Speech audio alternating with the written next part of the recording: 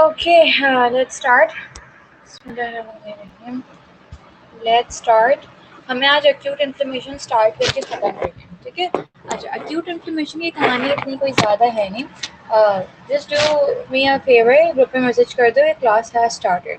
Okay. अच्छा, last class में हमने मीडिएटर्स पढ़े थे और जनरल इवेंट्स देखे थे इन्फ्लेमेशन के, राइट? ये मीडिएटर्स आई होप आज तुम लोग रिवाइज कर आए होगे. ये बहुत इंपॉर्टेंट है. ये एक्यूट इन्फ्लेमेशन में भी we are gonna go through them. ये बार बार हमारे सामने आएंगे ये मीडिएटर्स, तभी मैंने पहले से करवा दिए थे, ठीक है? क्योंकि ये बार बार you going to encounter them, right? चलो, let's start with acute inflammation. Hold on. Okay. So acute inflammation में we know that there are two events that are going to happen. The first one is vascular events, the second one is cellular events. ये बात हम कल कर चुके थे, ठीक है? The first event is vascular events, जो कि vessels पे act करेंगे. ये mediators vessels में कोई changes लेकर आएंगे, ठीक है? And the second one is cellular events. कोई cells involved होंगे and they're probably with cells, leukocytes that are going to come at the site of infection and eradicate the cause of inflammation, not infection, my bad. Okay, so vascular events and cellular events. Let's go through vascular events first. But vascular events पे जाने से पहले एक बहुत basic चीज़ है जो समझ लेनी चाहिए, ठीक है? What is that? For example, this is your vessel. Okay, कल यही बात हुई थी. This is going to be your veins. This is going to be your capillaries, and these are going to be your arteries, right? So, sorry, उल्टा बना दिया मैंने. Okay, these are going to be your arteries, these are going to be your capillaries, and these are going to be your veins. तो arterial end में जो blood pressure होता है it's high, right? Venual end पे blood pressure कम होता है, okay? And this is your capillary bed. What's gonna happen? Normally क्या होता है? Normally ये होता है कि यहाँ पे hydrostatic pressure ज़्यादा होता है. हम सबको ये बात पता है ना कि आर्टरीज में ब्लड का प्रेशर ज़्यादा होता है, हाइड्रोस्टैटिक प्रेशर ज़्यादा होता है, ओके? एंड जो ऑस्मोटिक प्रेशर है, ऑस्मोटिक प्रेशर किसकी वजह से होता है? Osmotic colloidal pressure. Osmotic colloidal pressure ना जो प्रोटीन्स होते हैं ना आपके ब्लड में उसकी वजह से होता है, ठीक है? जो ब्लड में प्रोटीन्स होते हैं उसकी वजह से होता है. तो व्हाट हैपेंस इज दैट यहाँ से जब हम यहाँ आ रहे होते हैं तो हाइड्रोस्टैटिक प्रेशर कम हो रहा होता है, ठीक है? क्यों? क्योंकि उसका एरिया बड़ा होता है. पढ़ा होगा ना कि ये कैपिलरी बेड्स बहुत सारी पाथवेज में डिवाइड हो जाता है, तो इसकी वजह से स्लो होना बहुत ज़रूरी है, वरना फिर एक्सचेंज नहीं होगा मटीरियल्स का, ऑक्सीजन का, कार्बन डाइऑक्साइड का. क्या होगा? एक्सचेंज नहीं होगा. तो हाइड्रोस्टैटिक प्रेशर जब हम यहाँ से यहाँ ट्रैवल करते हैं तो कम हो रहा होता है. And what about osmotic colloidal pressure? It remains same. Why does it remain same? Because obviously जो प्रोटीन की कॉन्सेंट्रेशन है it remains same. प्रोटीन तो पता है ना कि ब्लड से जो है वो टिश्यू फ्लूइड में नहीं जाता है, राइट? ECF में नहीं जाता है. Okay, remains same. This is what happens normally. ठीक है? When there is no pathology, when there is no inflammation, this is what happens. तो क्या होता है कि फ्लूइड, सिर्फ फ्लूइड की बात कर रही हूँ मैं, प्रोटीन्स नहीं निकलते हैं, ठीक है? सेल्स भी निकलते हैं, ल्यूकोसाइट्स निकलते हैं, लेकिन मोस्टली हम किसकी बात कर रहे हैं? फ्लूइड की. प्रोटीन्स नहीं निकलते. फ्लूइड यहाँ से जो है वो निकलता है और यहाँ से along the concentration gradient, क्योंकि यहाँ पे क्या है, अब यहाँ पे हाइड्रोस्टेटिक प्रेशर ज़्यादा हो जाएगा और यहाँ पे कम होगा, तो ये क्या होगा? ये इंटर एक्स्ट्रावास्कुलर स्पेस से आ जाएगा अपना ब्लड में, okay? So that is what happens. तो समझ लो कांस्टेंट ही रहता है. फ्लूइड की जो वॉल्यूम है ना it remains constant. Osmotic colloidal pressure भी कांस्टेंट रहता है, हाइड्रोस्टैटिक प्रेशर का डिफरेंस होता है. आई होप ये बात क्लियर है. This is what is happening normally, okay? Now what happens when there is inflammation? When there is inflammation, for example, this is your same vessel, this is the same vessel. What happens when there's inflammation? जब inflammation होती है ना तो किसी वजह से endothelial walls, बल्कि हम खुद करवाते हैं, कंट्रैक्शन करवाते हैं, एंडोथेलियल वॉल्स कॉन्ट्रैक्ट होते हैं और यहाँ पे जो ना स्पेस बन जाता है। यहाँ पे सिर्फ स्पेस बनेगा ना तो क्या होगा, प्लाज्मा प्रोटीन्स यहाँ से लीक आउट हो सकती हैं। एंड जब प्लाज्मा प्रोटीन्स लीक आउट होंगी तो ऑस्मोटिक कोलाइडर प्रेशर शिफ्ट होगा या नहीं होगा? ऑब्वियसली होगा, ठीक है। तो नाउ वी कैन से कि अब एक्स्ट्रा वैस्कुलर फ्लूइड में osmotic colloidal pressure will increase. अब osmotic colloidal pressure increase होगा तो what's gonna happen? It means that hydrostatic pressure यहाँ पे कम है और यहाँ पे ज़्यादा है. So water always travels from high water potential to low water potential और ज़्यादा fluid आके यहाँ पे deposit होता रहेगा. ओके और ज़्यादा फ्लूइड आता रहेगा, उसके साथ और ज़्यादा ब्लड सेल्स ल्यूकोसाइट्स आके डिपॉजिट हो जाएंगे और इसी वजह से यहाँ पे क्या कॉज होगा, एडीमा कॉज होगा. ये बात हम कल कर चुके थे, ठीक है. अच्छा, what happens is that inflammation में जो वास्कुलर इवेंट्स होते हैं ना उसमें दो चीज़ें होती हैं. वेजल्स के ऊपर दो इफेक्ट्स होते हैं. The first one is vasodilation, ये बात हमने कल की थी कि कुछ मीडिएटर्स होते हैं जैसे कि प्रोस्टाग्लैंडिन्स, हिस्टामीन्स जो कि वेजोडाइलेशन करवाते हैं. वेजोडाइलेशन अगर हो जाएगी तो there will be greater space for the blood to flow and that is exactly what we want. और इसी की वजह से क्या हो रहा था, इस ही की वजह से रेडनेस हो रही थी. 5 कार्डिनल साइंस ऑफ इन्फ्लेमेशन याद है ना, रेडनेस हो रही थी, हीट बढ़ रही थी इन्फ्लेमेटरी साइड पे, ठीक है. तो वेजोडाइलेशन होती है. And the second thing is that vascular permeability increase हो जाती है. ऑब्वियसली वास्कुलर परमिएबिलिटी इंक्रीज नहीं होगी तो उन माइक्रोब्स को, उस इन्फेक्शन को एलिमिनेट करने के लिए जो हमें चीज़ें चाहिए जो नॉर्मली नहीं जा सकती हैं या जितना नॉर्मल अमाउंट नहीं जा सकता है थ्रू दी मेम्ब्रेन, तो वो नहीं जा पाएगा अगर वास्कुलर परमिएबिलिटी हम इंक्रीज नहीं करेंगे. सो these are the two things that are going to happen. Alright, कुछ टर्म्स हैं वैसे तो this is actually all, but कुछ स्पेसिफिक चीज़ें वेजोडाइलेशन की जो कि थोड़ी सी और वैस्कुलर परमिएबिलिटी की थोड़ी समझ लो बेसिस में मेंशन हुई हुई है. बहुत बेसिक है, ऐसी कोई मुश्किल चीज़ नहीं है. What is that? Let's look eight vasodilation specifically. मैं मीडिएटर्स का जिक्र यहाँ नहीं कर रही हूँ, मैंने कल की क्लास में बहुत डिटेल में समझाया था. Okay, so let's see vasodilation हो रही है. वेजोडाइलेशन होगी तो क्या होगा, कैन आई से कि जितना ज़्यादा ब्लड फ्लो हो रहा होगा, परमिएबिलिटी इंक्रीज होगी, उतना ज़्यादा फ्लूइड लॉस हो रहा होगा, है ना. वैस्कुलर स्पेस में जा रहा होगा, एक्स्ट्रा वैस्कुलर स्पेस में जा रहा होगा. तो क्या होगा, वेसल का डायमीटर इंक्रीज हो जाएगा, ठीक है. और फ्लूइड आपका सारा लॉस हो रहा है, ठीक है, लॉस ऑफ फ्लूइड. तो जो भारी भारी चीज़ें रह जाएंगी, सेल्स रह जाएंगे, आरबीसीज रह जाएंगे, जो मोटे मोटे प्रोटीन्स रह जाएंगे वो एम्बेड हो जाएंगे, विस्कोसिटी बढ़ जाएगी आपके जो अंदर वेसल के अंदर आप जो फ्लूइड है उसकी विस्कोसिटी इंक्रीज हो जाएगी, right. So viscosity of blood increases. इसकी वजह से क्या होता है, ब्लड अब बहुत स्लो मूव कर पाता है, ठीक है. Blood moves slowly. इस एक्शन को हम कहते हैं स्टैसिस, ठीक है. We call it stasis. और किसी भी एरिया में जहाँ स्टैसिस हो रही होगी ना तो उसके हमें दो साइंस दिखेंगे, ठीक है. What are those two signs? वहाँ पे रेडनेस हो रही होगी, ऑब्वियसली आरबीसी ज़्यादा हो गए हैं, ठीक है, फ्लूइड कम हो गया है. और second, vascular congestion.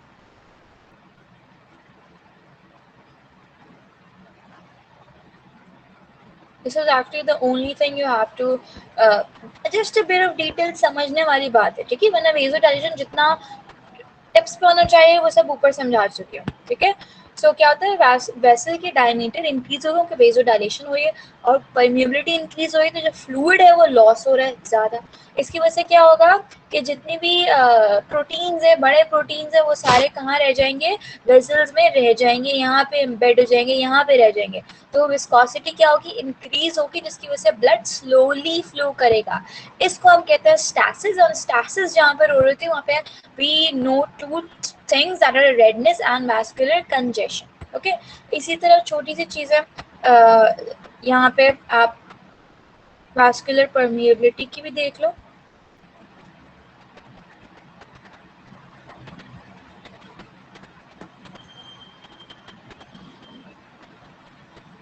Okay, vascular permeability जो है ना वो दो तरह की होती है, ठीक है।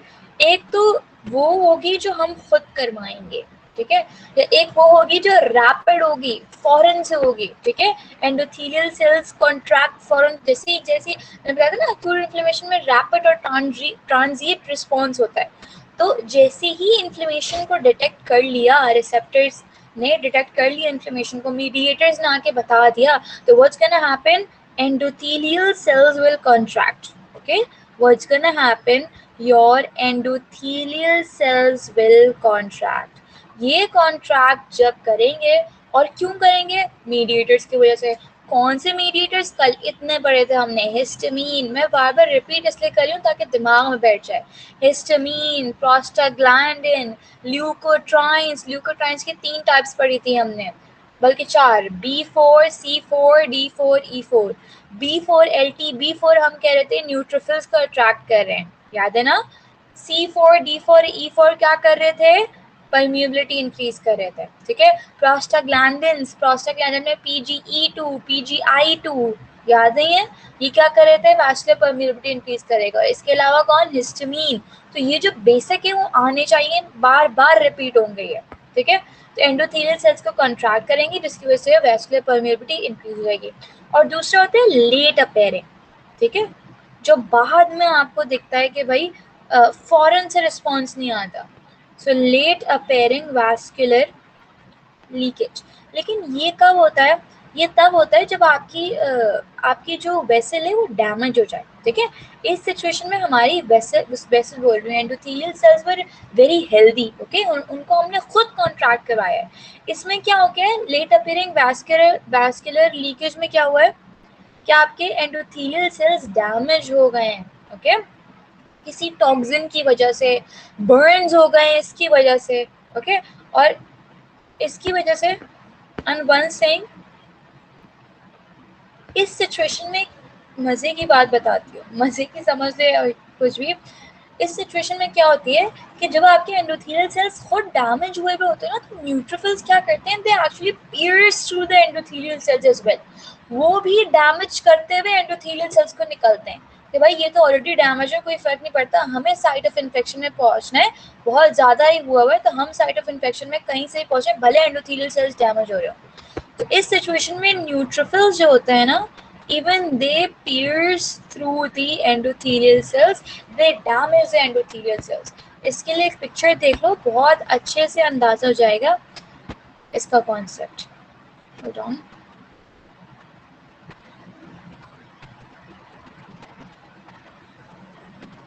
Okay, look over here। ये नॉर्मल हमारी वेसल है, ठीक है, ये नॉर्मल वेसल है। See there is no gap between the endothelial cells, no gaps between the endothelial cells, okay. Plasma proteins जो होंगे वेसल में, they will be constant because they will not be moving down the gradient, okay. Now what's happening, retraction of, मतलब कि contraction हो रही है endothelial cells की, histamines, prostaglandins, leukotrienes की वजह से, ठीक है, लिखा हुआ है हिस्टामिन्स। और रैपिड होता है ये, फौरन फौरन होता है, शॉर्ट लिव्ड होता है। तो देखो हमारी एंडोथेलियल सेल्स डैमेज नहीं हो रही है, हम उसको क्या करवा रहे हैं, कॉन्ट्रैक्ट कर रहे हैं। हम कॉन्ट्रैक्ट करवा रहे हैं तो सारी चीजें लीक आउट होकर एक्स्ट्रावास्कुलर फ्लूइड में आएंगी और अपना काम करेंगे, ठीक है। ये पहला है मैकेनिज्म जिसके थ्रू वैस्कुलर परमिएबिलिटी इंक्रीज हुई, किसकी वजह से इंड्यूस हो रहा है, मीडिएटर्स की वजह से इंड्यूस हो रहा है, okay. And the second one is जब आपकी एंडोथेलियल सेल ही इंजर हो जाए, कैन यू सी, इंजर हो गई है आपके एंडोथेलियल सेल्स, और अब न्यूट्रोफिल्स जो है, they are actually piercing through it, they are damaging it more, okay, and it's actually long lived, hours to days, so caused by burns and some microbial toxins, rapid, maybe long lived, hours to days, okay।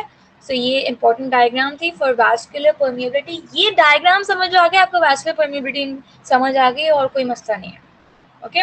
Now जो आपने blood vessel के बारे में समझना था वो तो समझ लिया। अब most of the people what do they do, वो वैस्कुलर इवेंट्स तो पढ़ते हैं but they skip lymph vessels, which is not a good thing, ठीक है। वैस्कुलर इवेंट्स में blood vessels and lymph vessels, ये दोनों चीजें आती हैं, तो we have to look at both of them, ठीक है। छोटा सा पार्ट है लिम्फ वेसल्स का, इतना कोई बड़ा पार्ट है नहीं। तो ब्लड वेसल्स तो हमने देख लिए, let's look at lymph vessels. What's gonna happen in lymph vessel?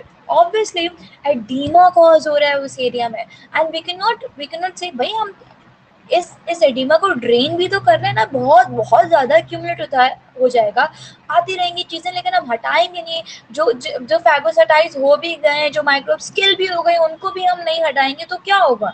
बहुत ज्यादा वहां पे और ज्यादा टॉक्सिन प्रोड्यूस होने शुरू हो जाएंगे, वेस्ट वहां पे डिपॉजिट होना शुरू हो जाएगा। We don't want that, right? So we are gonna drain it. Okay, so what's gonna happen, lymph flow जो है ना वो इंक्रीज हो जाएगा, नॉर्मल से ज्यादा हो जाएगा। सो इंक्रीज्ड लिम्फ फ्लो क्यों हो रहा है ये इंक्रीज लिम्फ फ्लो? ताकि हमारा जो एडीमा कॉज हुआ था वैस्कुलर परमिएबिलिटी एंड वेजोडाइलेशन की वजह से वो ड्रेन हो जाए। Okay, one thing. उसके अलावा क्या होता है लिम्फ लिम्फ नोड में? क्या होता है, एनी आइडिया? लिम्फ नोड में होता क्या है? लिम्फ नोड में ल्यूकोसाइट्स या माइक्रोब्स या एंटीजेंस, ये सारे लिम्फ नोड में जाते हैं, और फिर जो भी इनका आगे का मैकेनिज्म है दैट हैपेंस।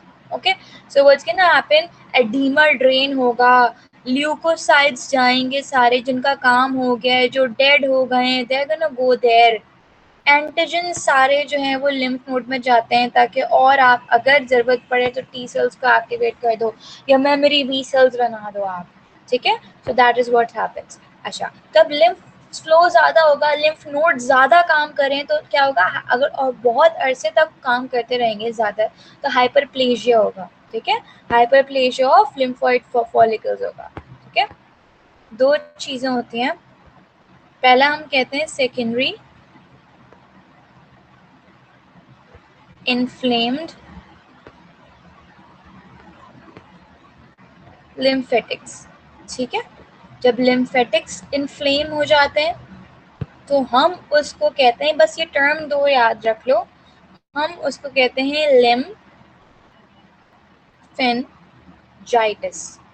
ओके, जब लिम्फेटिक्स इन्फ्लेम हो जाएंगी we will call it lymphangitis. And जब लिम्फ नोड्स जिनमें ड्रेन हो रही थी हर चीज, जब लिम्फ नोड्स इन्फ्लेम हो जाएंगी we will call it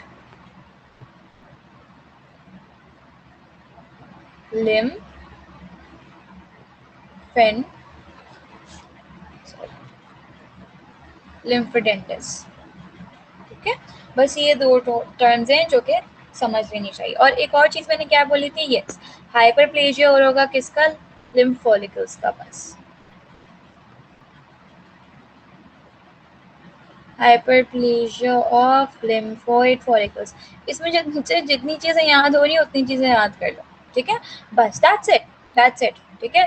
तो ब्लड वेसल्स की जब हम बात कर रहे थे तो वेजोडाइलेशन हो रही थी, वास्कुलर परमिएबिलिटी हो रही थी।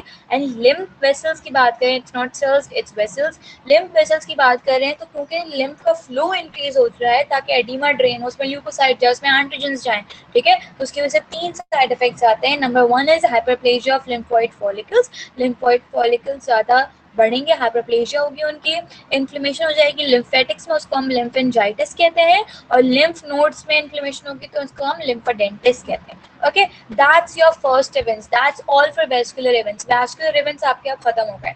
Now we are gonna start with cellular events, और सेलुलर इवेंट्स भी कोई इतने लंबी चौड़ी नहीं है, इट्स वेरी सिंपल, बहुत आसान तरीके से समझाऊंगी। यहाँ तक कोई इशू है तो टेल मी, एनी प्रॉब्लम चलिए, एनी प्रॉब्लम चलिए। वैस्कुलर इवेंट्स में कोई मसला है?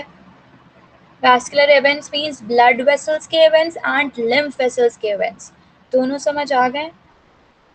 कम ऑन, चैट पे मुझे बताओ जल्दी से ताकि आई कैन कंटिन्यू।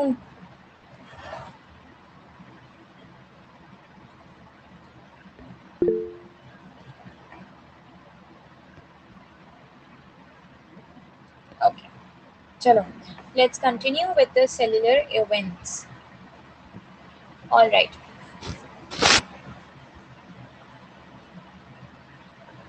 अच्छा, सेलुलर इवेंट्स पे पढ़ने से पहले मुझे कुछ टर्म्स बतानी थी, सॉरी आई फॉरगॉट, वो देख लो। मैं बल्कि यहाँ पे बता देती हूँ। व्हाट हैपेंस इज दैट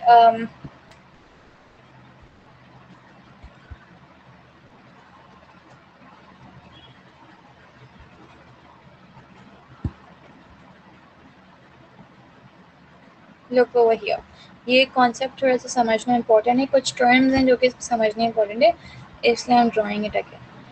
अब क्या होगा यहाँ पर, कैन आई से कि प्लाज्मा प्रोटीन्स जो हैं वो आ गए हैं इस एरिया में, ठीक है, इस एरिया में प्लाज्मा प्रोटीन्स आ गए हैं यहाँ पर, right.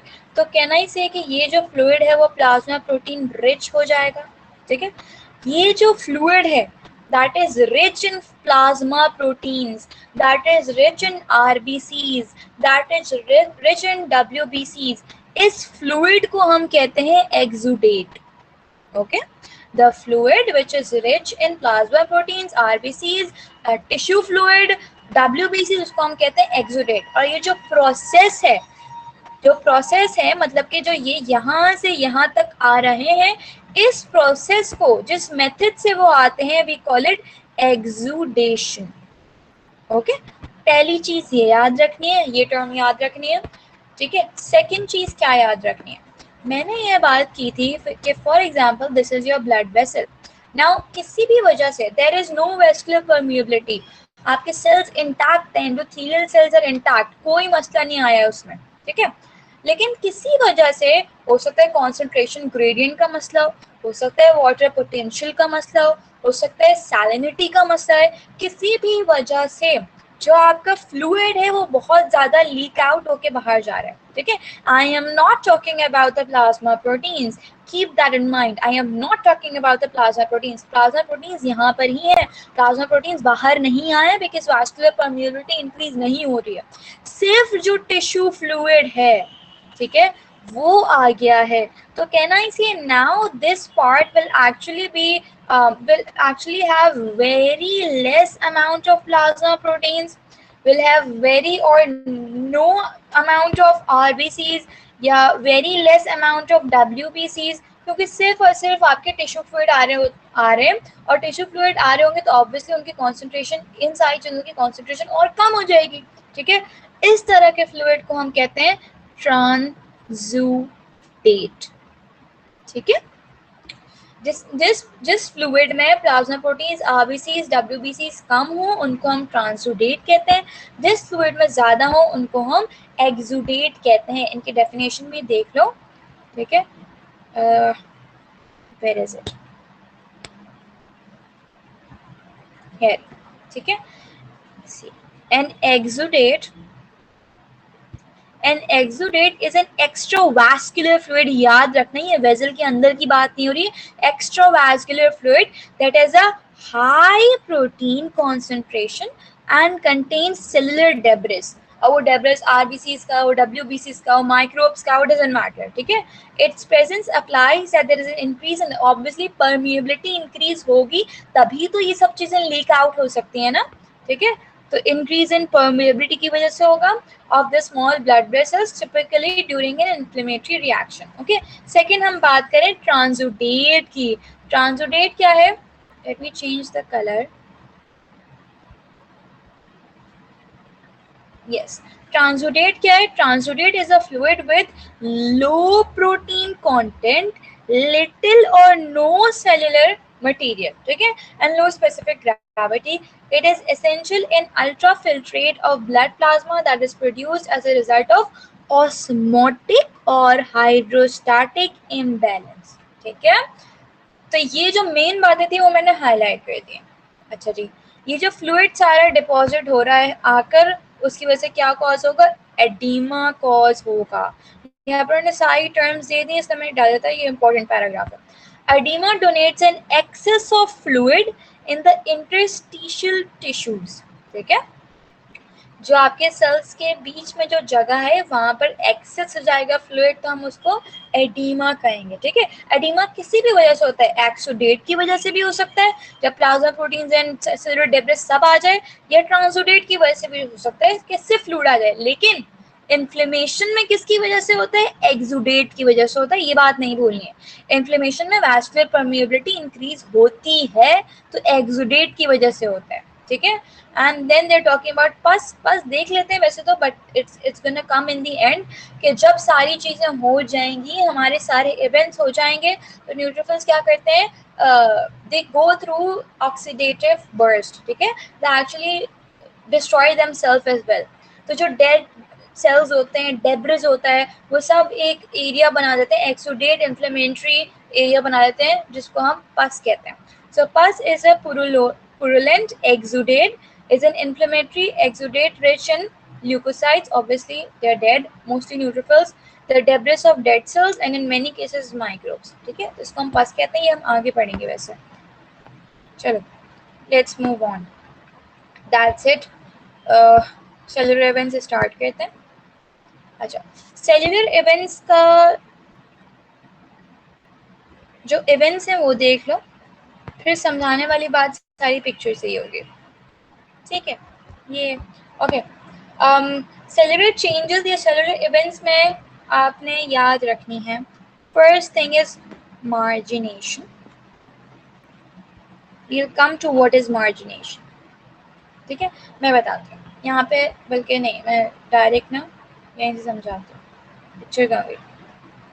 Okay, look over here, for example this is your blood vessel, ठीक है। जो मैं समझा रही हूँ सिर्फ उस पर नकला नजर, बाकी सारी चीजें नहीं देखो वरना मुश्किल लगेगा। Okay, this is your blood vessels and this is your extra cellular fluid, ठीक है। अब क्या हो रहा है? These are your leukocytes, this is your WBC। Please ये कॉन्सेप्ट सही समझना, ही फिजियोलॉजी में भी काम आएगा। तो this is your WBC, this are leukocytes, कोई सी भी न्यूट्रोफिल्स होगा या मैक्रोफेजेस होगा, एनीथिंग, ठीक है। ये जब नीचे सेटल डाउन होते हैं, मैंने बताया था ना स्टासिस होगी, ब्लड फ्लो जो है वो स्लो हो जाएगा। तो जब कोई भी ब्लड फ्लो या पानी भी जब आहिस्ता आहिस्ता फ्लो करेगा, तो क्या होता है कि जितने भी पार्टिकल्स होंगे पानी के अंदर, कुछ भी होगा, वो नीचे की तरफ सेडिमेंट हो जाता है, सेटल हो जाता है। तो ये ल्यूकोसाइट्स भी क्या हो रहे हैं? नीचे की तरफ सेटल हो रहे हैं। इस प्रोसेस को जब ल्यूकोसाइट सेटल डाउन होता है, उसको हम कहते हैं मार्जिनेशन, ठीक है। This is known as margination, right. Margination के बाद there is gonna be rolling, ठीक है। रोलिंग एंड देन एडहेशन, ये पहला पार्ट है। होल्ड ऑन, मार्जिनेशन हो गई आपकी, मार्जिनेशन के बाद रोलिंग होगी। रोलिंग से समझ आ रही होगी ना, पलटी खा के रोल होता हुआ जाएगा, जैसे बॉल जाती है ना जमीन पे। क्यों? क्योंकि देखो कोई भी ल्यूकोसाइट होगा ना, उसके ऊपर रिसेप्टर्स हैं बहुत सारे, जो कि बाइंड करेंगे एंडोथेलियल सेल्स के रिसेप्टर से, जिसकी वजह से वो अच्छे से ग्रिप कर सकता है ल्यूकोसाइट को, ठीक है। और ग्रिप करेगा तभी तो वो वेसल के थ्रू या एंडोथेलियल सेल्स के थ्रू जाएगा एक्स्ट्रावास्कुलर फ्लूइड में, राइट। तो इसी वजह से इसका रोल होना जरूरी है, ताकि ये सारे रिसेप्टर से लाइगेंड बाइंड हो सके। That is why it's gonna roll just like a ball rolls on the floor, ठीक है। तो the second event is rolling and the third one is adhesion, ठीक है। The third one is adhesion. इससे आगे बढ़, एडिशन ऑब्वियसली क्या है कि लाइगेंड से बाइंड हो रहा है। इसके रिसेप्टर्स और एंडोथेलियल सेल्स के receptors, they are adhesive, they are binding to each other, उसको एडिशन कहें। आगे बढ़ने से पहले एक चीज देख लो, एक चीज देख लो, व्हाट हैपेंस, ये जो रोलिंग और एडहेशन जो हो रही है ना, जिसकी वजह से ये डिटेक्ट हो रहा है, भाई ल्यूकोसाइट्स तो नॉर्मली भी मूव ऑन करता रहता है ना ब्लड में, तो क्या हर वक्त एंडोथेलियल सेल्स से जाके it will get attracted to it, it will get attached to it? No, that's not gonna happen. when does that happens? when it receives the stimulus, ठीक है। स्टिमुलस कैसे रिसीव होते हैं? एंडोथेलियल सेल्स पे जो receptors है ना, वो हर वक्त एक्सपोज नहीं होते, ठीक है। जब इन्फ्लेमेशन होगी तब मीडिएटर्स आएंगे, और वो मीडिएटर्स आके उनकी एक्सप्रेशन करवाएंगे कि भाई आप अभी एंडोथेलियल सेल के अंदर थे, अब आप अंदर नहीं रहे, अब आप बाहर जाके एक्सप्रेस करें, ताकि कोई ल्यूकोसाइट आए तो वो आपसे बाइंड हो जाए, उसको पता चल जाए कि भाई इन्फ्लेमेशन हो रही है, ठीक है। ये बात याद रखनी है। अब ये जो लाइगेंड्स होते हैं, जो रिसेप्टर्स होते हैं ना, उनकी दो फैमिलीज हैं जो हमें पता होनी चाहिए। And I am repeating, families, it's not just one receptor, there are families. तो दो फैमिलीज जो हमने याद रखनी है, that are, the first one is selectins, okay, and the second one is integrins. ये सेलेक्टिन्स एंड ये इंटेग्रिन्स जो है वो ल्यूकोसाइट्स पर भी होते हैं और एंडोथेलियल सेल्स पर भी होते हैं. ठीक है, इट्स नॉट लाइक कि सेलेक्टिन सिर्फ ल्यूकोसाइट्स पे होता है या इंटेग्रिन सिर्फ एंडोथेलियल सेल्स पे होते हैं. No, they are both on endothelial cells and they are both on leukocytes. अच्छा, सेलेक्टिन जो है ना वो तीन तरह के हैं, L selectin, E selectin, P selectin. L selectin नाम से पता चल रहा होता है किसके ऊपर होंगे, ल्यूकोसाइट्स पे होंगे. ठीक है, जो एल सेलेक्टिन किस पे होंगे, ल्यूकोसाइट्स पे. ई सेलेक्टिन एंडोथेलियल सेल्स पे होते हैं. ठीक है, एंड पी सेलेक्टिन्स दो जगह होते हैं. कहाँ पे, एंडोथेलियल सेल्स पे भी होते हैं. ठीक है, एंड प्लेटलेट्स पे भी होते हैं. राइट, इसकी एक बात है जो याद रखनी, इंपॉर्टेंट बात है, पी सेलेक्टेंस की. ठीक है, पी सेलेक्टेंस की क्या इंपॉर्टेंट बात है, जो मैंने यहाँ पे बात की ना कि हर वक्त जो है वो ऊपर नहीं होते, सिर्फ कुछ मीडिएटर्स आके इनको एक्टिवेट करते हैं तो ये जाते हैं. तो जो पी सेलेक्टेंस होते हैं ना वो एंडोथेलियल सेल है ना ये, तो एंडोथेलियल सेल के अंदर दर एक्चुअली इंट्रासेल्युलरली स्टोर्ड. ठीक है, तो एंडोथेलियल सेल के अंदर ना ये स्टोर्ड होते हैं कुछ वेजल्स की फॉर्म में. ठीक है, स्टोर होते हैं कुछ वेजल्स की फॉर्म में. इन वेजल्स को हम कहते हैं वीबल, पेटेल. ओके, बस ये बात याद रखें कि स्पेसिफिकली पी सेलेक्टेंस की बात कर रहे हैं. दे आर नॉर्मली, जब कोई ट्रिगर नहीं हुआ है, इन्फ्लेमेशन ट्रिगर नहीं हुई है, तो they are gonna be normally stored intracellularly in endothelial cells. कुछ वेसल्स की फॉर्म में, उनको हम कहते हैं वीबल.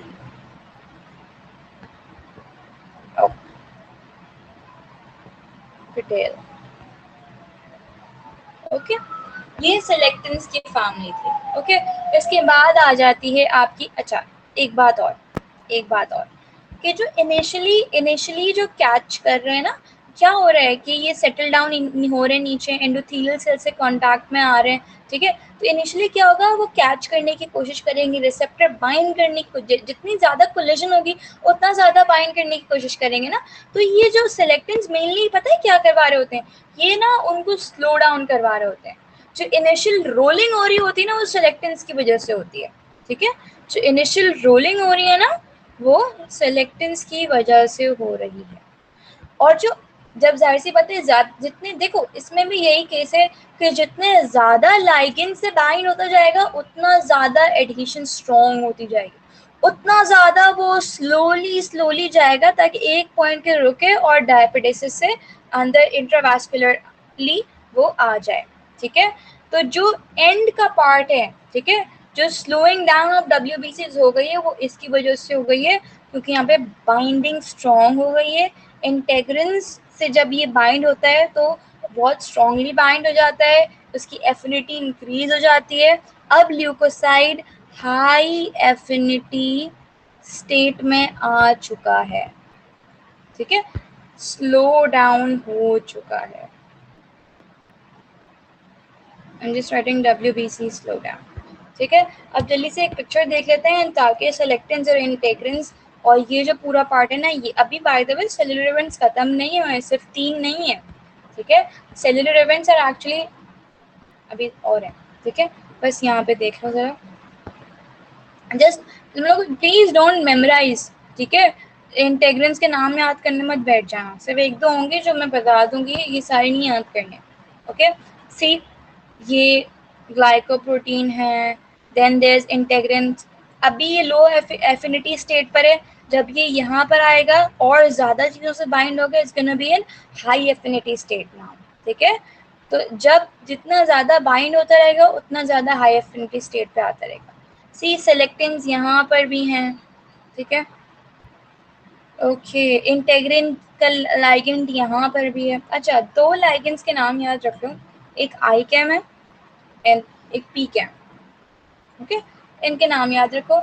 आई कैम जो है वो कहाँ होता है, जब रोलिंग हो रही होती है तब जो लाइगेंड एंडोथेलियल पे, that is known as ICAM. And जब ये बिल्कुल नीचे जा रहा होगा तब जो लाइगेंड बाइंड करेगा दैट इज पी कैम। बस, ठीक है। जब डायबिटीज हो रही होगी, जब वैस्कुलर जो परमेबिलिटी इंक्रीज होगी उसकी वजह से एक्स्ट्रा वैस्कुलर फ्लूइड में जा रहा होगा ल्यूकोसाइड, तब जो लाइगेंड होता है that is PECAM. That's it, ठीक है। या CD31 या PECAM, these are two things. Same name है, पी कैम का सेकेंड नेम है CD31। ओके, चलो भाई, let's move on, let's move on now. अब देखो, सी मैंने दिखाया नहीं डायग्राम कि for example this was the space जो कॉन्ट्रैक्शन की वजह से फॉर्म हुआ था, या जो एंडोथेलियल सेल्स की इंजरी की वजह से फॉर्म हुआ था। तो जब ये ल्यूकोसाइट इस स्पेस के थ्रू नीचे जा रहा है, इस प्रोसेस को जिस वक्त ये नहीं, देखो ये स्क्वीज आउट, देखो because this space is not big enough कि दिस, अगर इतना बड़ा स्पेस होता ना तो ये डायरेक्ट नीचे आ जाता। बट अगर ल्यूकोसाइट इतना बड़ा है और स्पेस इतनी सी है, तो what's gonna happen, it's gonna squeeze and then it's gonna come down. इस प्रोसेस को जब वो अपने आप को श्रिंक स्क्वीज करके नीचे की तरफ आते हैं, इसको हम कहते हैं ट्रांसमाइग्रेशन, या इसका दूसरा नाम है डायापेटिक्सिस। Okay, we call it transmigration or we call it diapedesis. All right. So the fourth event, cellular event of acute inflammation, the fourth event is transmigration, or you even call it diapedesis.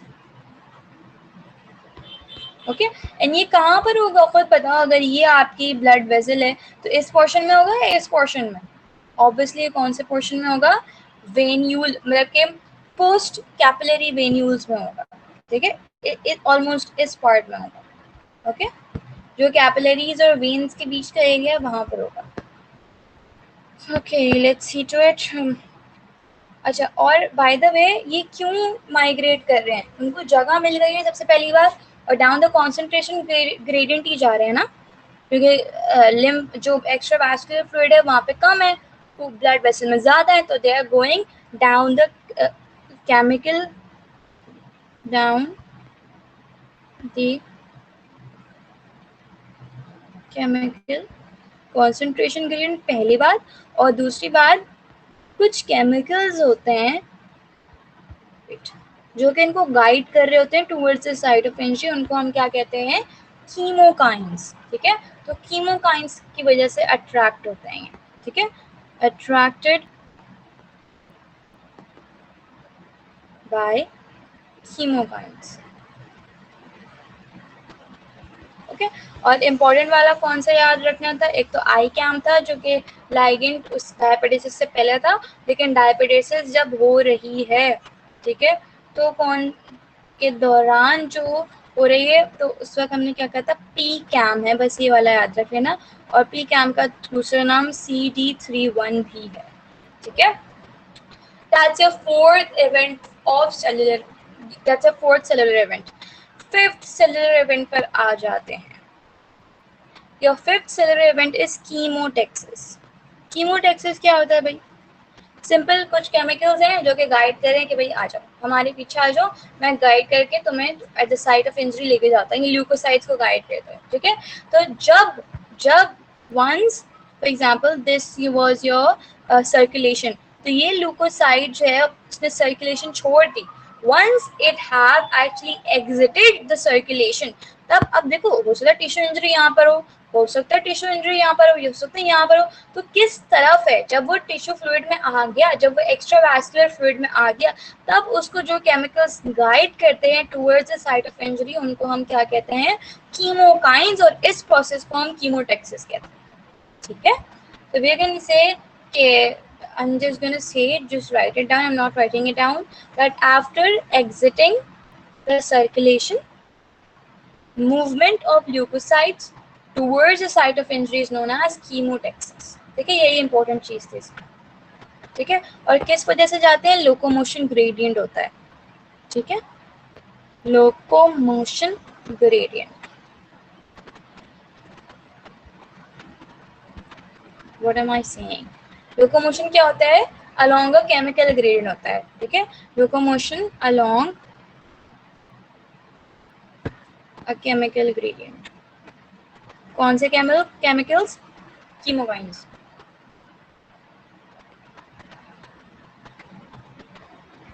Okay, अच्छा, ये जो chemokines है ना वो दो तरह के होते हैं। आखिरी बात है इसकी कीमोटेक्सिस की। ठीक है, कीमोकाइंस दो तरह के होते हैं। ठीक है, एक होते हैं एंडोजेनस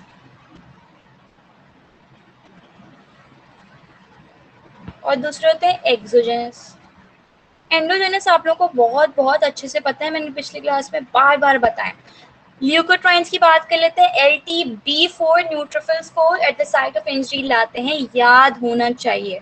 अब तो मैंने इतनी बार रिपीट कर दिया कि याद होने चाहिए। ठीक है, उसके बाद हमने क्या बात की थी?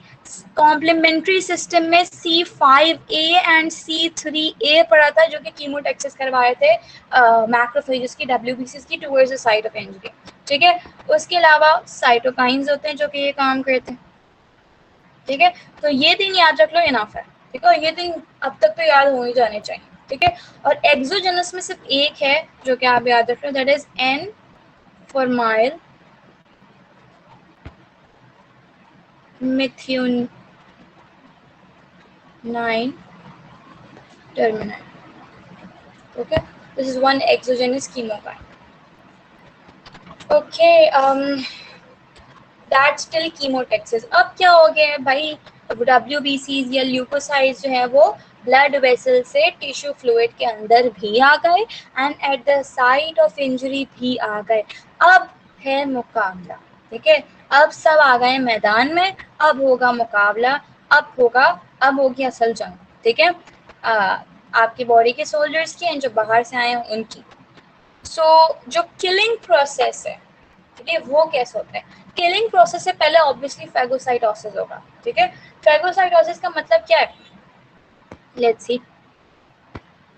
फैगोसाइटोसिस प्रोसेस हमें पता है, I am not writing it down, but मैं भी बता देती हूँ कि जैसे ही वो WBC डिटेक्ट करेगा रिसेप्टर के थ्रू किसी फॉरेन बॉडी को, तो वो सूडोपॉड्स जो है वो, for example this is the foreign body and ये मैक्रोफेज या कोई भी WBC है, तो ये सूडोपॉड्स बनाएगा। सूडोपॉड्स बनाने के बाद ये वैक्यूल बना लेगा इसको। इसके जो सूडोपॉड्स के दोनों आर्म्स हैं वो क्या हो जाएंगे? मिल जाएंगे, कंबाइन हो जाएंगे, फ्यूज कर जाएंगे और एक फैगोजोम का वैक्यूल बन जाए। ठीक है, इस प्रोसेस को हम क्या बोलते हैं? फैगोसाइटोसिस। और ये जो मैक्रोफेजेस के अंदर माइक्रोट्यूब्यूल्स है ना, उनकी वजह से होता है।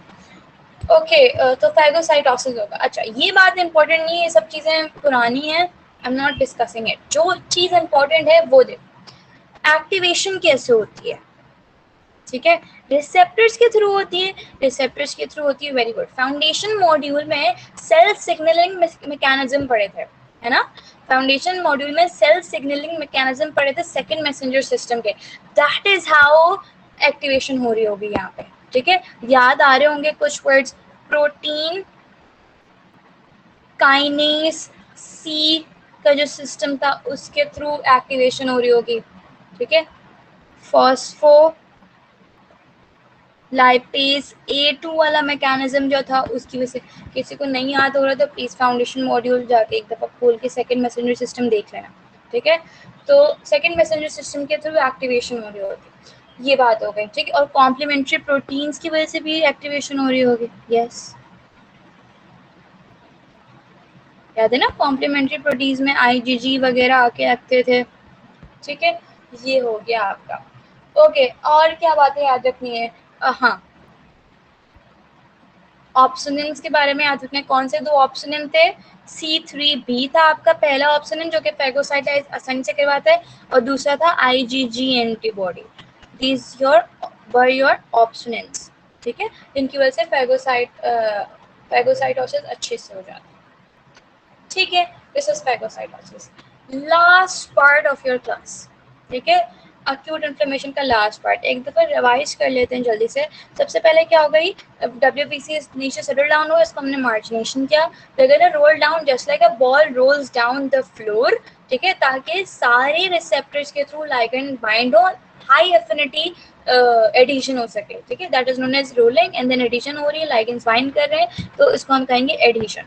उसके बाद क्या होगा, जो भी जहाँ से भी एंडोथेलियल सेल रप्चर हुई है या कॉन्ट्रैक्ट हुई है, उसके थ्रू पी कैम या CD3 1, CD3 4, let me see, what was it, CD3 1, yes मैंने सही कहा था, ठीक है। सो पी कैम 1 या CD3 1 के थ्रू वो क्या होगा, नीचे की तरफ स्क्वीज आउट होगा down the chemical concentration gradient, and it will be guided by the chemokines.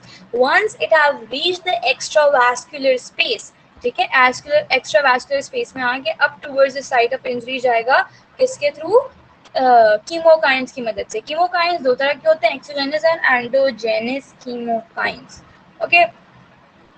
जैसे ही पहुंचा फेगोसिटाइज करेगा, अब उसने क्या बना लिया, वैक्यूल बना लिया। अब क्या वैक्यूल बना के बस रखा रहेगा, नहीं ना, उसको मारना भी तो है ना, किलिंग करनी है, ठीक है। तो अब this is the last part, ठीक है, लेकिन ये थोड़ा इंपॉर्टेंट है, प्लीज इस पे ध्यान देना है। Let me just drink some water, give me 1 minute।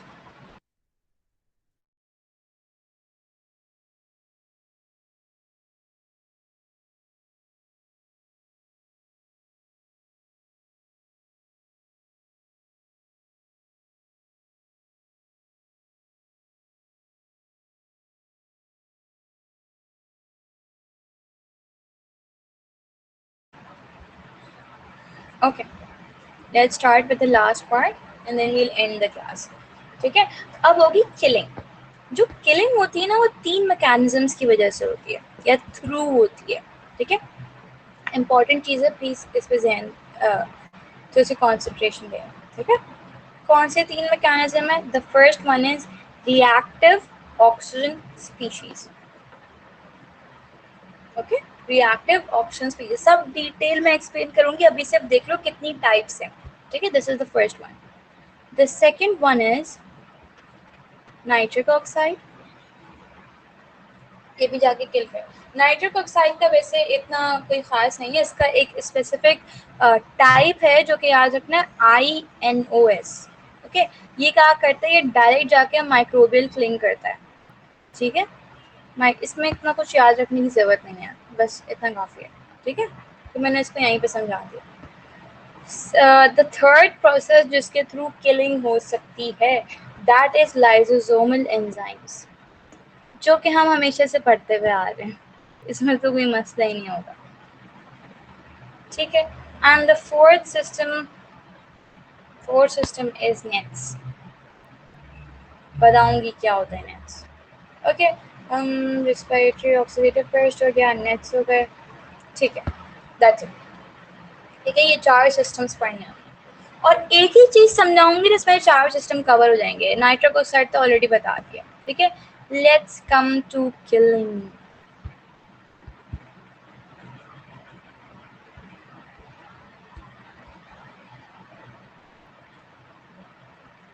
Okay, so for example, this is your this is your bacteria, ठीक है, and this is your WBC। मैंने ये नहीं कहा है कौन सा WBC, it can be a neutrophil और a macrophage, ठीक है। ये दोनों आए कांटेक्ट में, इसने रिसेप्टर बना लिया, okay. Since I'll have to draw it again and again, let me just copy it down.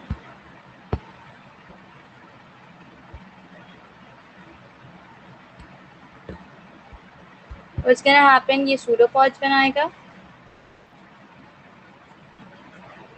ठीक है, चाहे न्यूट्रोफिल है। अच्छा, बाय द वे WBC के अंदर क्या होते हैं, लाइसोसोमल एंजाइम्स होते हैं, ठीक है, ऑलरेडी मौजूद होते हैं WBC के अंदर, चाहे वो न्यूट्रोफिल्स हों चाहे वो मैक्रोफेजेस हों, ओके। तो लाइसोसोमल एंजाइम्स होंगे, मैंने एक दफ़ा कर लिया है, बार बार नहीं बना रही। उसके बाद क्या होगा,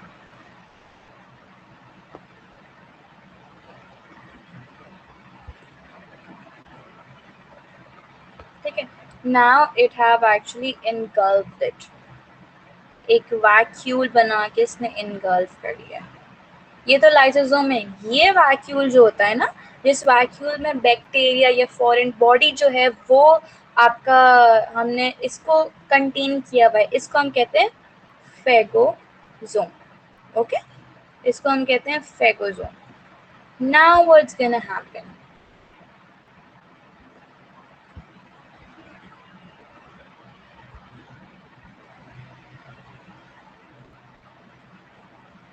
अब ये जो लाइसोसोम वाला वैक्यूल था, ठीक है, और ये जो फैगोसोम वाला वैक्यूल है, they will come together and it will, ये जो लाइसोसोम वाला वैक्यूल है ना, it will come closer to the phagosome and it will bind to it, ठीक है, it will bind to it like this, ठीक है। क्यों बाइंड कर रहे हैं, ताकि अपने सारे टॉक्सिक एंजाइम्स जो हैं वो रिलीज कर दे इसके अंदर, एंड ऑब्वियसली एंजाइम्स को रिलीज कर देगा। और बाय द वे इस यू कैन से चीज़ को जो बनी हुई है कि फैगोसोम और लाइसोसोम दोनों फ्यूज हुए हुए हैं, इसको हम कहते हैं फैगो लाइसोसोम।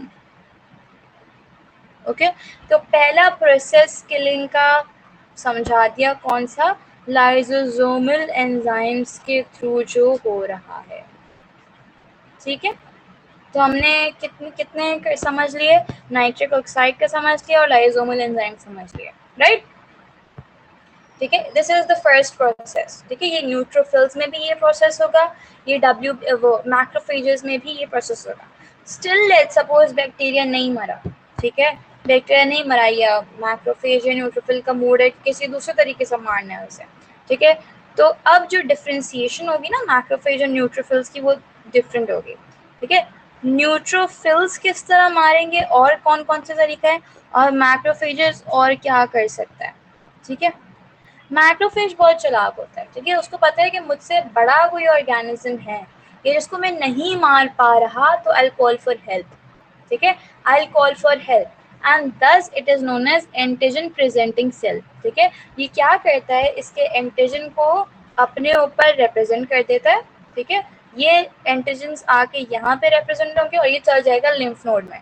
लिम्फ नोड में जाकर जो है वो टी हेल्पर सेल से मदद लेगा, जो कि बी सेल्स को बुलाएंगे, मेमोरी सेल्स बनेंगे, ये सब चीज़ें होंगी, ठीक है।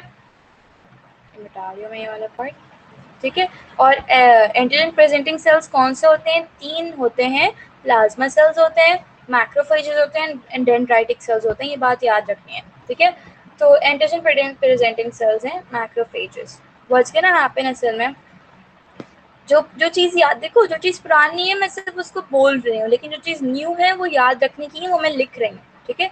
मैक्रोफेज के अंदर एक क्रोमोसोम होता है, क्रोमोसोम 6, ठीक है। क्रोमोसोम 6 जो होता है वो क्या करता है, मैक्रोफेज के ऊपर MHC2 जो है रिसेप्टर, उसको प्रेजेंट कर देता है, ठीक है। सारे बाय द वे सारे एंटीजन प्रेजेंटिंग सेल्स के ऊपर MHC प्रोटीन होता है, लेकिन सिर्फ मैक्रोफेजेस के ऊपर MHC2 होता है, ठीक है। MHC2 सिर्फ मैक्रोफेजेस के ऊपर and TH CD4 TH helper sales होते हैं ना उनके ऊपर, बाकी सबके ऊपर MHC1 होता है, okay, major histocompatibility protein जो होता है, okay. So only macrophages have part 2 and TH helper cells have 2, बाकी सब के ऊपर क्या होता है, 1 होता है, ओके। ऑलराइट, सो क्रोमोसोम 6 की वजह से ये क्या हो जाएगा, प्रेजेंट हो जाएगा, and what's gonna happen now, ये एंटीजन को यहाँ पे डिटेक्ट करके प्रेजेंट करेगा, ये जाएगा इसको लेके लिम्फ नोड में, और लिम्फ नोड में हो जाएगी बाकी की कहानी, ठीक है। चाहे वो टी हेल्पर सेल से मदद ले या लिम्फ नोड में ये इसको टी सेल से मारे, इट डिपेंड्स ऑन इट, ठीक है। ये माइक्रोफेज की कहानी। Neutrophil can not express it, ठीक है। न्यूट्रोफिल जो है वो अपने इन एंटीजन्स को प्रेजेंट नहीं कर सकता, तो ये क्या करता है, पहला तरीका तो क्या है कि भाई न्यूट्रोफिल ने मार दिया, इसको खुद मरने की जरूरत नहीं पड़ी, ठीक है। इतना छोटा पार्टिकल था कि न्यूट्रोफिल ने लाइसोसोमल एंजाइम से फिर उसको डिस्ट्रॉय कर दिया, and it does not gets damaged as itself, ठीक है। बट फॉर एग्जांपल कोई बड़ा इन्फेक्शन है, कोई बड़ा माइक्रोब है, तो ये दो तरीके से उससे डील करता है, ठीक है, दो तरीके से उससे डील करता है. The first one is respiratory oxidative burst and the second one is NETs nets. दोनों में दिस इज सुसाइड, ठीक है, दोनों में इट्स सुसाइड, ठीक है. इसको पता है कि भाई मुझसे ये बैक्टीरिया तो मरेगा नहीं, ठीक है, अकेले में, तो मैं क्या करता हूँ, खुद भी मर जाता हूँ, एटलीस्ट उसके थ्रू तो ये बैक्टीरिया मर जाएगा ना, ठीक है. तो that is what it sacrifices, ठीक है. तो let's look eight respiratory oxidative burst, और ये पैटर्न याद रखना है, ठीक है. मैं बेसिस से पढ़ा रही हूँ, उसके बावजूद सिर्फ इम्पोर्टेंट चीज़ें पढ़ा रही हूँ जो तुम लोग को याद हो सकती हैं, होने की हैं, ठीक है. तो ये याद रखनी है, इम्पोर्टेंट है, ठीक है. आखिरी चीज़ है बस, ये दो चीज़ें आखिरी हैं शायद. सॉरी, इसके बाद एक और चीज़ है, रेगुलेशन है वो, but it's not a big deal. खैर, रेस्पिरेटरी ऑक्सीडेटिव बर्स्ट में क्या होता है, बस ये पैटर्न याद रख लो. ऑक्सीजन कन्वर्ट होता है ऑक्साइड में, किस एंजाइम के थ्रू होता है, NADPH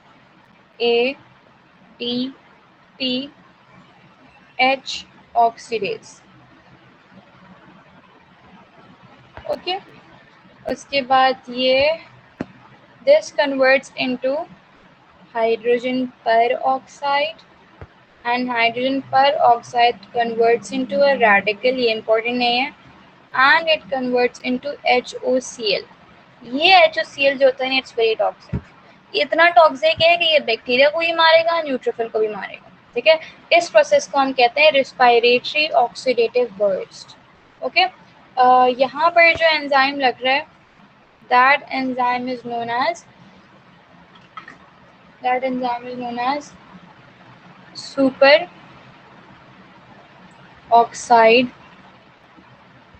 dismutase, okay. Super oxide dismutase, ये ठीक है. अच्छा, एक और चीज़ इसकी याद रख लो कि देखो, हमें पता है कुछ बैक्टीरियाज होते हैं जो कि कैटलेस पॉजिटिव होते हैं. माइक्रोबायोलॉजी में पढ़ा था ना कि कुछ बैक्टीरिया होते हैं जो कि कैटलेस पॉजिटिव होंगे. अब अगर कोई बैक्टीरिया कैटलेस पॉजिटिव है ना, तो वो क्या करेगा, H2O2 को डिस्ट्रॉय कर देगा, तो इसलिए ये प्रोसेस हो ही नहीं पाएगा, ठीक है. तो न्यूट्रोफिल समझो हार जाएगा, उसने जो कुर्बानी दी है that's gonna go in waste, ठीक है. तो जो कैटलिस्ट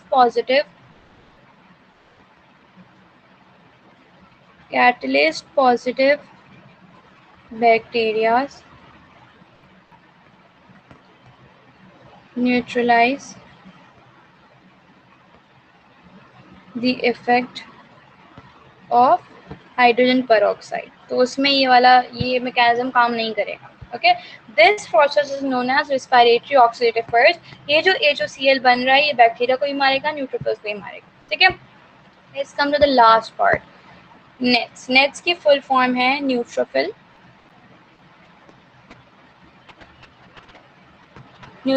एक्स्ट्रा सेलुलर ट्रैप्स, ठीक है. न्यूट्रोफिल क्या करता है, for example this is your neutrophil, ठीक है, and this is your microbe. तो ये जो न्यूट्रोफिल का DNA है ना, वो क्या करते हैं, अपने DNA का थोड़ा थोड़ा फ्रेगमेंट जो होता है ना, वो बाहर भेज देता है एक्स्ट्रा सेलुलर फ्लूइड में, ठीक है. अपने अपने खुद के DNA को देखो, इसका सैक्रिफाइस देखो इसकी, it's actually tearing off its own DNA fragments, और ये बाहर की तरफ भेज रहा है. DNA में क्या कौन से प्रोटीन होते हैं, हिस्टोन दिमाग में चढ़ा हुआ है, ओके. हिस्टोन प्रोटीन्स होते हैं. ये हिस्टोन प्रोटीन्स क्या करते हैं, जो एंटीजन होते हैं ना, उसमें जाके बाइंड कर देते हैं, एक फिब्रिन ट्रैप काइंड ऑफ बना देते हैं. तो अब ये पहली बात तो कहीं जा नहीं सकता, it's bound to that place, एंड अब कोई सी भी दूसरी चीज आके इसको फेगोसाइटाइज कर लेगी आराम से, okay. So what happens is that fragments of DNA, या आप कह सकते हैं chromatin material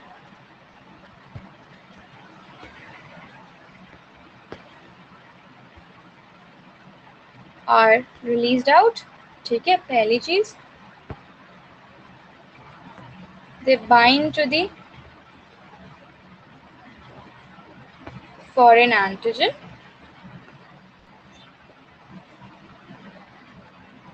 second thing, okay, antigen के साथ बाइंड करके क्या करेगी, fibrin,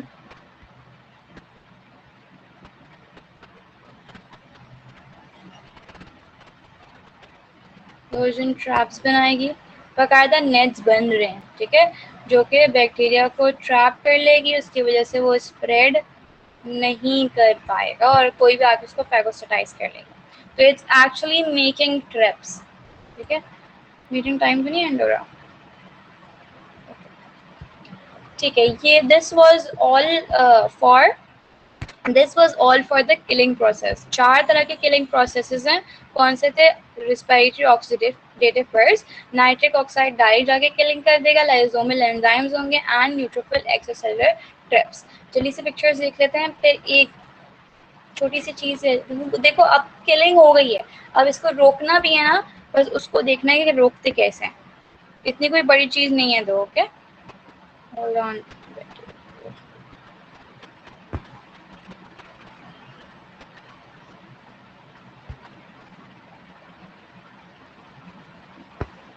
C,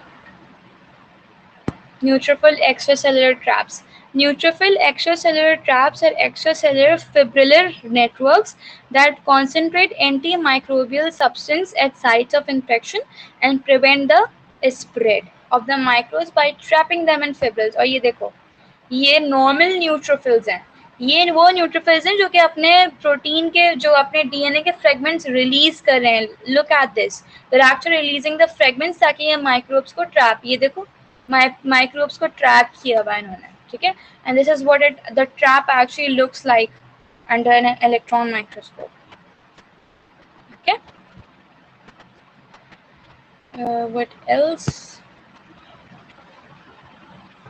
look over here as well, ये बाकी चीज़ें बता रहे हैं। ये पूरा जो लाइजोसोम के थ्रू एक्शन हो रहा था ना, वो ये रहा कि पहले आके इनगल्फमेंट हो रही है, रिसेप्टर के थ्रू एक्टिवेट होगा, मैंने बताया था सेकंड मैसेंजर सिस्टम के थ्रू, ओके। इनगल्फमेंट हुई, फैगोसोम बन गया, लाइसोसोम आके फैगोसोम के साथ बाइंड करेगा और अपने सारा कंटेंट को प्योर आउट करके it's gonna destroy it, okay. This is nitrogen oxide, मैंने बताया था ना INOS याद रखना है बस, ये जाके डायरेक्टली माइक्रोबियल सब्सटेंस को क्या कर देता है, destroy. And this is respiratory oxidative burst, O2 convert हो रहा है O2 नेगेटिव में, and then O2 hydrogen peroxide, and this is the main one, this is HOCl या OCl रेडिकल, ठीक है। और एंजाइम्स याद रखने, कौन से, इस वाले में NADPH कुछ था और दूसरे में SOD था, ठीक है। तो बस ये चीज़ें याद रखनी हैं, ओके। समरीज बाद में पढ़ेंगे, बस एक लास्ट चीज़ देख लो कि इन्फ्लेमेशन ख़त्म कैसे होती है, ठीक है। अच्छा, ये बात मैंने कल भी बताई थी कि जब इन्फ्लेमेशन का प्रोसेस हो रहा है तो कोलेटरल डैमेज साथ साथ होता रहेगा। कोलेटरल डैमेज क्या होता है कि बॉडी के अपने सेल्स भी हार्म हो रहे हैं, उसको हम कोलेटरल डैमेज कहते हैं, ठीक है। अच्छा, अब once the cause of inflammation have been eliminated, अब क्या होता है, दो चीज़ें आके काम करती हैं। कौन सी दो चीज़ें? TGF बीटा एंड इंटरल्यूकिन 10, ये याद रखना है। वो एक चीज़ तो मैं बताना भूल गई कि इन्फ्लेमेशन को जो सबसे ज़्यादा इन्हांस करते हैं ना, दैट इज़, कौन इन्हांस करते हैं इन्फ्लेमेशन को? Does anybody know? इन्फ्लेमेशन को इन्हांस कौन करता है? TNF, tissue necrotic factor and interleukin 1, ठीक है। तो इन्फ्लेमेशन को मैं अभी बताती हूँ, वेट, ओके। अभी तो एंटी इन्फ्लेमेटरी रिस्पॉन्स देख रहे हैं, मैं वो बताती हूँ। ये दोनों चीज़ें एंटी इन्फ्लेमेटरी रिस्पॉन्स देंगी, ठीक है। पहली कौन सी है? TGF beta, this is known as transforming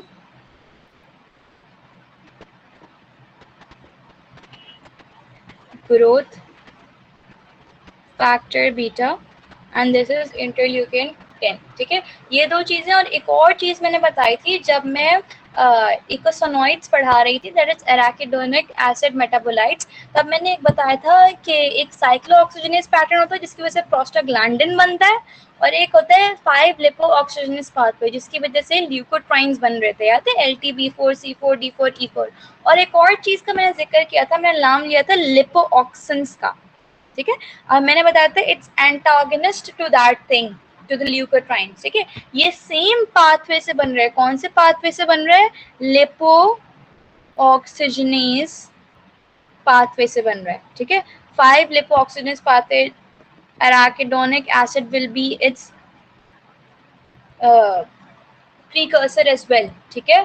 तो लिपो ऑक्सीजन बनते हैं जो कि क्या करवाते हैं, एंटी इन्फ्लेमेटरी रिस्पॉन्स पैदा करते हैं। तो 3 चीज़ें आपने याद रखनी है, कौन सी चीज़ें याद रखनी है, ट्रांसफॉर्मिंग ग्रोथ फैक्टर याद रखना है, वेरी इंपॉर्टेंट, इंटरल्यूकिन 10 एंड लिपोऑक्सिन्स। ये 3 चीज़ें बहुत सारी हैं, लेकिन ये 3 चीज़ें याद कर लो कि ये एंटी इन्फ्लेमेटरी रिस्पॉन्स पैदा करते हैं। जब कॉज ऑफ इन्फ्लेमेशन इरेडिकेट हो गई तो उसको स्टॉप करना है, रेगुलेट करना है, ठीक है। और इन्फ्लेमेशन कौन करवाता है, 2 चीज़ें याद रख लो, बहुत सारी चीज़ें करवाती हैं, बट जो बहुत मेन है that is tissue necrotic factor, TNF and interleukin 1, ठीक है। और ये तो इतना इम्पोर्टेंट है, इतना इम्पोर्टेंट है कि जब आपको इन्फ्लेमेशन कम करनी होती है ना, तो पेशेंट को आप एक ऐसा एंजाइम दे दो जो कि TNF को इनहिबिट कर दे, कोई ऐसा मॉलिक्यूल दे दो, कोई ऐसी ड्रग दे दो जो कि TNF को इनहिबिट कर दे, तो इन्फ्लेमेशन ही रुक जाएगी, ठीक है। तो जब बस ये देख लो कि इन्फ्लेमेशन के लिए टिश्यू नेक्रोटिक फैक्टर है इंटरल्यूकिन 1, ये बार बार क्रॉनिक इन्फ्लेमेशन में भी आएगा बाय द वे, ठीक है। तो एंटी इन्फ्लेमेटरी 3 याद कर लो सही सर, इन्फ्लेमेटरी ये 2 याद कर लो, बाकी तो हम सबको पता है, प्रोस्टाग्लैंडिन, हिस्टामिन, ल्यूकोट्राइन्स, ये सारे हमें पता है ऑलरेडी, ठीक है। ये होगा, दैट्स ऑल। बस ताकि आगे आप लोगों को मसला ना हो, 2 टर्म्स हैं जिसमें बच्चों को बहुत इश्यू होता है, समझ नहीं आता कि इसमें डिफरेंस क्या है, इसलिए बस ये देख लो, साइटोकाइंस एंड कीमोकाइंस। इसमें मैं इतना डिटेल में नहीं जा रही, लेकिन इसमें मेन क्या डिफरेंस है बस ये देख लो, ठीक है। साइटोकाइंस जो होते हैं, एक सेल दूसरे सेल से जो बात करना चाह रहा होता है ना, तो वो साइटोकाइंस के थ्रू करता है, ठीक है। तो used for communication between cells, जैसे कि हम बात कर लेते हैं टी हेल्पर सेल्स की। हेल्पर सेल्स बाकी सारे सेल्स को, चाहे वो टी सेल्स हों, TC सेल्स हों, या प्लाज्मा सेल्स हो, या मैक्रोफेजेस हो, या न्यूट्रोफिल्स हो, उन सबको पॉलिफरेट करने बोलते हैं ना, जब भी कोई इन्फेक्शन हो गया, कुछ हो गया, इम्यून रिस्पॉन्स। तो वो जिस तरीके से उन सेल से जो है वो यू कैन से बात कर रहा है या उनको कुछ बता रहा है, वो किसके थ्रू करता है, साइटोकाइंस के थ्रू करता है। या आई कैन से, क्या मैं बोल सकती हूँ कि मास्ट सेल्स ने हिस्टामिन रिलीज किया था, और वो हिस्टामिन जाके एंडोथेलियल सेल्स पे जाके उसने एक्ट किया, या उस हिस्टामिन ने जाके स्मूथ मसल्स के सेल्स पे एक्ट किया। तो सेल टू सेल तो बात अभी भी हो रही है, तो हिस्टामिन क्या हो गया, एक साइटोकाइन हो गया, ठीक है। तो जिन चीजों की वजह से एक सेल दूसरे सेल से बात करता है, उसको हम क्या कहते हैं, उनको हम साइटोकाइंस कहते हैं। इसमें कौन कौन सी चीजें आ जाती हैं, इंटरफेरॉन्स आ जाते हैं, ठीक है। इंटरफेरॉन्स गामा कल की क्लास में पढ़ाऊंगी क्रॉनिक इन्फ्लेमेशन में। TNF आ जाता है, और एक बहुत important class CSF, colony stimulating factor, ठीक है। इसके अलावा जितने भी इंटरल्यूकिन्स हैं 1 2 3 4 10, सारे इंटरल्यूकिन्स आ जाते हैं, ठीक है। दिस इज एक्चुअली वोकैबुलरी, ठीक है, ये वोकैबुलरी है। डिफरेंट टाइप ऑफ इंटरफेरॉन्स होते हैं, जहाँ पे इंटरफेरॉन्स देखो समझ लो साइटोकाइन है, जहाँ पे CSF देखो, कोई सा भी CSF देखो समझ लो साइटोकाइन है, जहाँ पे इंटरल्यूकिन देखो समझ लो साइटोकाइन है। दिस इज समझो, दिस इज योर वोकैब, ठीक है। और कीमोकाइंस क्या होते हैं, कीमोकाइंस हमें पता है कि they actually guide the migration of WBCs to the site of infection. They are actually guiding the WBCs to the site of infection. ठीक है, कीमोटेक्सिस करवा रहे होते हैं, ठीक है। अच्छा, मतलब कि इन्फेक्शन कहीं भी WBC तो अब देखो जब हमने पढ़ा था ऊपर कि मैक्रोफेजेस एक दफा एंड्रोजन प्रेजेंटिंग सेल्स बन जाए तो लिम्फ नोड में जाएंगे ना, तो लिम्फ नोड में वो कैसे जाएंगे, उनको कोई गाइड करेगा तो जाएंगे ना, तो यही कीमोकाइंस ही गाइड करते हैं। WBC को गाइड करने का काम किसका है, कीमोकाइंस का। और इसमें कभी भी देखो ना कोई CC फैमिली प्रोटीन या CXC फैमिली प्रोटीन, तो समझ जाना it's gonna be a कीमोकाइन। Okay, that's it for the lecture. बस एक दफ़ा अब ये चीज़ें रिव्यू कर लेते हैं, जो डायग्राम्स वगैरह है। लेक्चर पूरा कंप्लीट हो चुका है। मीटिंग टाइम क्यों नहीं ख़त्म हो रहा वैसे आज? चलो सही है, अच्छी बात है, नहीं ख़त्म हो रहा। तो let's look at whatever is left. अच्छा, this is just histo thing, it's actually a picture. Nature of leukocyte influence, सबसे वो सब कह लें कि भाई एक्यूट इन्फ्लेमेशन में सबसे पहले कौन आते हैं, न्यूट्रोफिल्स आएंगे, और उसके बाद थोड़ी देर से बाद आपको मैक्रोफेज दिखेंगे, और अगर बहुत ज़्यादा बात बन जाए तब टी सेल्स आएंगे। मैक्रोफेजेस ही टी सेल्स को बुलाते हैं ऐसे में, ठीक है।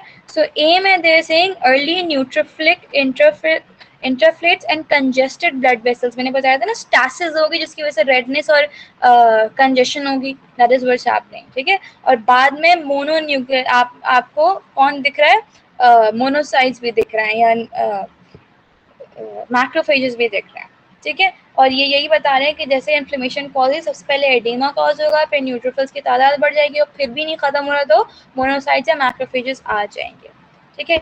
ये वाली डायग्राम तो हमने बहुत अच्छे से कर दी, यहाँ तक की थी। डायबिटिस हो गया, वो आया, उसने माइक्रोब्स को रिकग्नाइज किया, कीमोटेक्सिस के थ्रू आ रहा होगा, ठीक है, क्योंकि कीमोकाइंस करवा रहे होंगे, ठीक है। अच्छा, इसको फैगोसिटाइज कर लिया, और फिर क्या होगा, what's gonna happen, it's gonna kill it अपनी मर्जी से किसी भी थ्रू। ये सारे प्लीज नहीं याद करना, प्लीज नहीं याद करना, ओके। बस देख लो कि सिलेक्टिन जो होता है इंटेग्रिन्स की फैमिली होती है, ठीक है, उन्होंने बताया हुआ है। एल सिलेक्टिन मैंने कहा था ल्यूकोसाइट्स को होते हैं, तो ल्यूकोसाइट्स में न्यूट्रोफिल्स भी आ जाते हैं, मोनोसाइट्स भी आ जाते हैं, टी सेल्स भी आ जाते हैं, बी सेल्स भी आ जाते हैं, ओके। ई सिलेक्टिन क्या बताया था कि एंडोथीलियम सेल पे होते हैं, बस ये याद रख लो, ठीक है। पी सिलेक्टिन एंडोथीलियम सेल पे होते हैं और प्लेटलेट पे होते हैं। ये बातें जो मैंने बताई थी बस वो याद है। वो बस बता दें कि किसकी वजह से एक्टिव होते हैं, तो TNF and interleukin 1। TNF and मैंने बताया था ना, इन्फ्लेमेशन किसकी वजह से कौन कॉज करता है, TNF एंड इंटरल्यूकिन 1, ये दो चीजें याद रखनी है, ओके। इंटेग्रिन्स, बस इतना नहीं याद करो प्लीज, डर जाओगे वरना, ठीक है। ये किसकी बात कर रहे हैं, कौन सा IG, CD31 मीन्स PCAM1, ठीक है, जो कि एंडोथेलियल सेल्स पर डायबिटिस करवा रहा था। और ये सारे लाइगेंड्स हैं जिस पे आके ये सारे बाइंड करते हैं, no need to look at them, okay.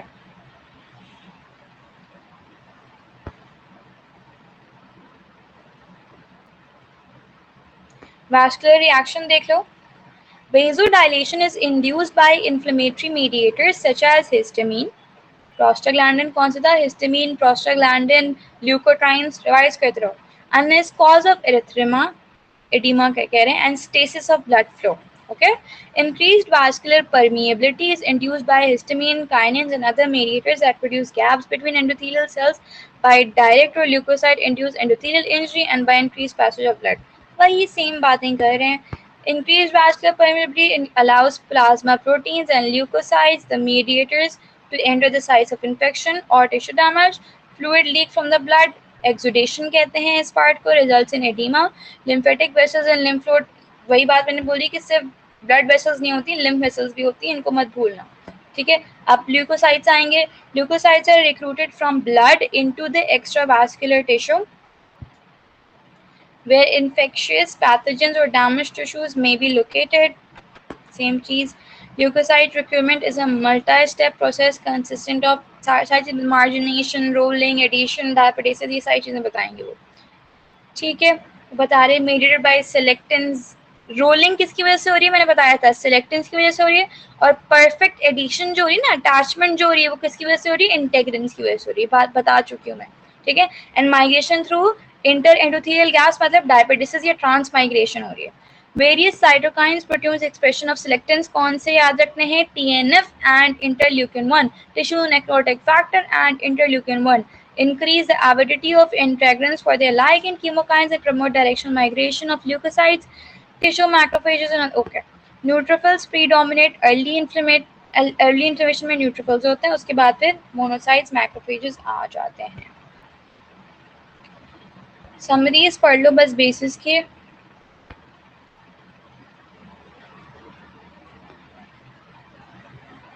Okay. Leukocytes can eliminate microbes and dead cell by सबसे पहले phagocytosis होता है जिसमें phagolysosomes बनते हैं. Destruction is caused by free radicals जिसमें respiratory oxidative burst की बात करें, nitric oxide की बात करें. Neutrophils can extrude their nuclear contents nets की बात कर रहे हैं, NET formation, ठीक है, to form extracellular nets that trap and destroy microbes. Granule enzymes may be released into the extracellular environment. The mechanism that function to eliminate microbes and dead cells.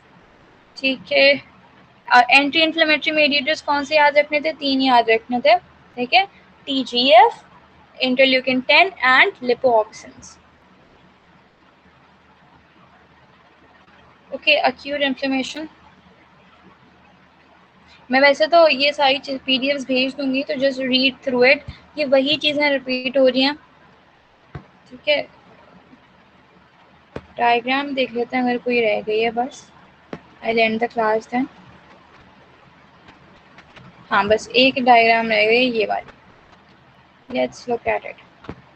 ये inflammation की बात कर रहे हैं कि different तरह की. एक होती है लोकल इन्फ्लेमेशन, हमने अभी क्या पढ़ी है? लोकल इन्फ्लेमेशन ही पढ़ी है, ठीक है. तो हमने डिटेल में पढ़ी ना, दैट इज लोकल इन्फ्लेमेशन के एक स्पेसिफिक जगह पे हो रही है. सिस्टमिक इन्फ्लेमेशन का मतलब है कि पूरे सिस्टम में कोई खराबी हो रही है जिसकी वजह से इन्फ्लेमेशन हो रही है. Okay, that's it. I will send you guys the PDFs and दोनों रिकॉर्डिंग्स आज मिल जाएंगी इंशाल्लाह. Okay, thank you very much for attending the class.